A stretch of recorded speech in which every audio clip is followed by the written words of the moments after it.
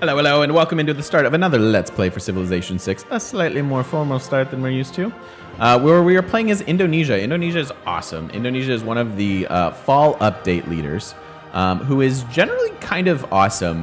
Not top tier by any stretch of the imagination, but has some incredibly useful abilities. One of those is basically starting with a free pantheon every game. You get that from the exalted goddess of the three worlds.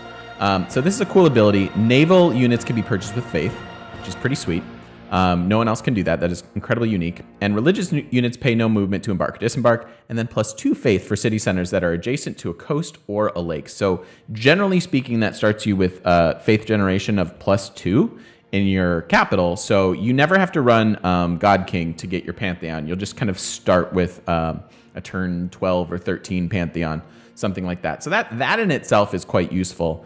And then the naval units is kind of an interesting faith economy. She's a cool civ to try to do holy stuff with, which is what we're going to be doing in this game. We are going to go a low science, get a religion, and set up holy sites kind of a build. And then with our unique unit, the Jong, we will be dominating in the mid game, probably around turn 100 to 120. So speaking of the Jong is a unique frigate that's available at mercenaries in the culture tree. So that's really cool. She benefits from some early culture, and we like that a lot because it's just a little bit quicker than the frigate. This is going to be an interesting, totally off-the-cuff, kind of a weird game because we're going to go island plates, and it's going to be unlike any game we've done in the AW Challenge or anything like that. But you can purchase these with faith. And then with an escort, it can escort units, which is a really cool mobility thing that we'll be demonstrating. And then you also get +5 combat strength in a formation, so it's a little bit stronger than normal. But this is incredible, and if we have some coastal opponents, we should be in good shape to dominate them. She also has some cool economic bonuses in the form of minor adjacency bonuses from coast or lake tiles. So you kind of get goodish districts, average-ish districts. Like, it's often +3, so it's never as good as somebody who's insane like Australia or Brazil, but it's always kind of like pretty good.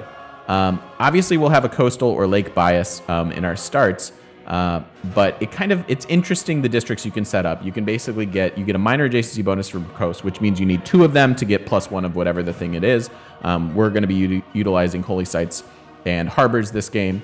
And you get some extra amenities from entertainment complexes. I doubt we'll use that very much.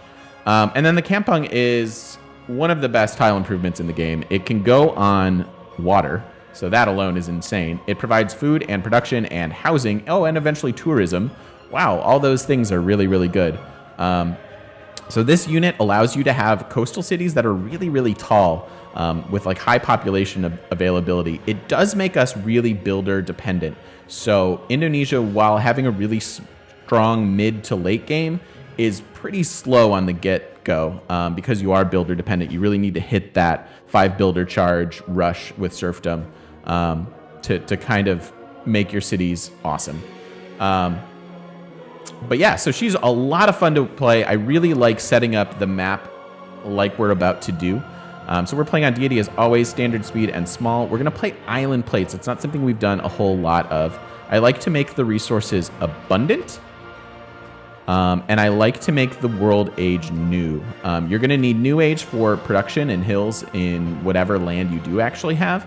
And I like abundant resources because that synergizes with the Kampung and allows us to place hopefully more of them than normal. So this is how we're going to set up our game.